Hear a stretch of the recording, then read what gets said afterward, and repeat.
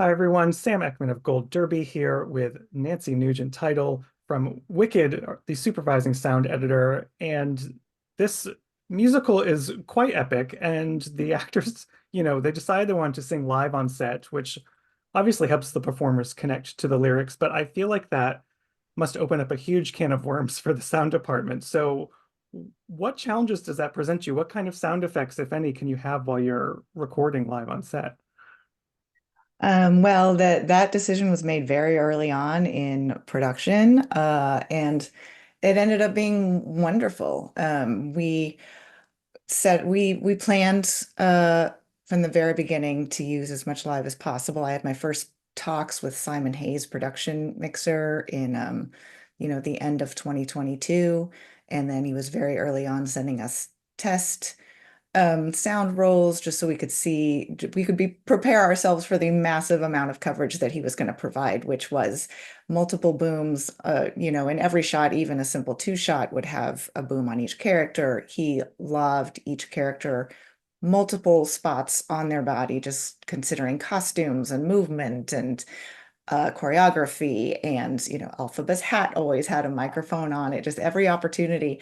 And so it was a massive amount of coverage, but it gave us the ability to use everything. We even if it was switching from, we almost always use multiple microphones for each line, including the singing. And but we had that coverage, we had that ability, and even if we needed to do, noise reduction for the outdoor scenes, which couldn't be helped, we had the frequency coverage between all those microphones to retain those performances in a very rich, authentic way. And yeah, it also made it possible for us to just seamlessly move.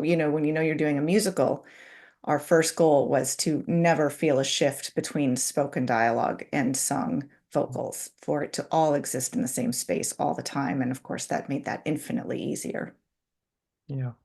It's the thing that makes my head spin, I feel like, is thinking about, the huge dance scenes and all the footsteps that you would hear in choreography. And sometimes I feel like you would want those present to have the choreography be a presence.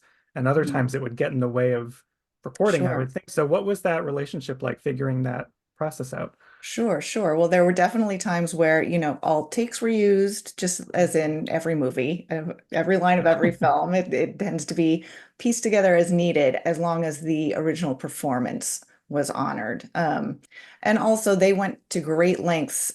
John Chu gave Simon all the freedom he needed to make sure that, for instance, the bottoms of everybody's shoes, were treated, that the air conditioning was a silent, silent system. VFX was prepared to color out any sort of showing earwigs or microphones that had to be visible. Um, so yeah, it was just a year of piecing through syllables by syllable, and of course I have to acknowledge Robin Bainton was the musical vocal editor and mixer, and it was his job to just sift through massive amounts of takes to piece together the technically best bits, but before all else, the best performance for each line. Yeah. And so when you have a big number, like I'm thinking of Dancing Through Life, for instance, which has the sound of Fiyero kicking open the books and those massive wheels in the library that are spinning around with the ladders. How much, if anything, are you able to get on set, or is it entirely a post-production build for those sounds? For those sounds, we luckily Simon was able to get a couple takes of just the dancers getting their, in that case, purposely audible footsteps and also their vocal reactions, which are unique to the song, to the choreography. And then we added loop group on top of it, a group that came in, learned the choreography quickly, was able to hit all the beats. We added that layer on top, all of his footsteps, Foley, the sound of the wheel. I won't call it the hamster wheel, but the rotating, which is one of my favorite sound effects in the movie. All of that is meticulously timed and tuned to all of the music, which is the case in every every song in the movie. There's a click track that we had running through the whole movie so that everything could be, not never fighting the music, never fight. Obviously, the songs are king or queen, and we always had to work harmoniously together with the music. Yeah, the musicality runs throughout it for sure. And I think one of my favorite things to see in it was the wizard's room because that mechanical face became such an iconic image from the stage show, and the movie just kind of plussed that whole thing Yeah, to and the nth it that's degree. a that was a gigantic puppet that was created Wow. and operated by puppeteers, behind the curtain. And it was so massive that it did have this like kind of homemade feel. With everything in Oz is like created with the idea that the wizard made this, that it's all gears and he's in his lab creating these things. As part of his illusion. And so sometimes, yes, the head would like bob forward, and that was that was just because it really was that heavy. And but it worked perfectly. And so having all those like really organic just gear sounds and I think it really worked. And then also the production of his voice that John Marcos designed was was very cool. Yes, very creepy. Made Goldblum very even Jeff creepier than he can. Goldblum-y. Yeah, for sure. And I probably don't need to tell you, obviously, but Wicked was even a worldwide phenomenon before this film came about. So the fans and audiences kind of are coming to this with a certain set of expectations.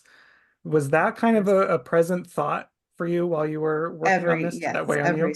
every step of the way. It was the goal was to honor the original production, the original material, and just expand on it, make it cinematic, elevate it in a way that you can only do in a feature film. But to always honor the original material. And I think the movie fleshes out things in a really fun way from the stage. Like I'm thinking Defying Gravity for you, there's moments of singing into the guards trying to break in, the chaos of the balloon bursting up through the rafters, Elfie leaping out the window. How do you maintain the aesthetic of sound that you've established when you're going back and forth so rapidly between quiet, Mm. loud, action, singing? There's a lot of complex scenes like that. Yeah, and that's the kind of stuff that you get to do, you get to like play with when you're adapting something to a feature film format. But I think our aesthetic was set from the beginning that it was that everything is Aussian. Nothing is as it is in this world exactly. Everything has a little twist to it. I really appreciate any film that gives you moments of quiet. Um, Amidst the chaos. And I think that John Chu and Myron Kirstein, picture editor, did a really great job of crafting that so that the audience doesn't get fatigued and we don't our ears don't hurt. We have and moments to focus on the interpersonal relationship and then also then move into these this big action scene that you might not be expecting, and from there into Defying Gravity, which is obviously the climax of part one of the story. And I think that kind of moment is another example of the musicality that you mentioned of cycling between those things. So how much time did that take to get that right to kind of keep the momentum of the musicality going through something that dips in and out of music and dialogue? I mean, with anything, it was about a year of, crafting that to up until the last moment and visually, because I mean, it's amazing how much is practical in Wicked as far as sets and props and what you're seeing. But that is definitely the most VFX heavy moment, obviously, because she's flying. And so a lot of those visuals we didn't get until very close to the end. So that was probably one of the last pieces that we were focusing on. And obviously, it's so important in the movie. But yeah, and I'll mention a lot of live vocals in Gravity. Cynthia was being swung around on a harness singing these, and I mean, and just never hitting a wrong note. It was really amazing. Well, I believe it. All the pieces came together fabulously. So thank you, Nancy, so much for joining us today and talking Wicked. Thank you.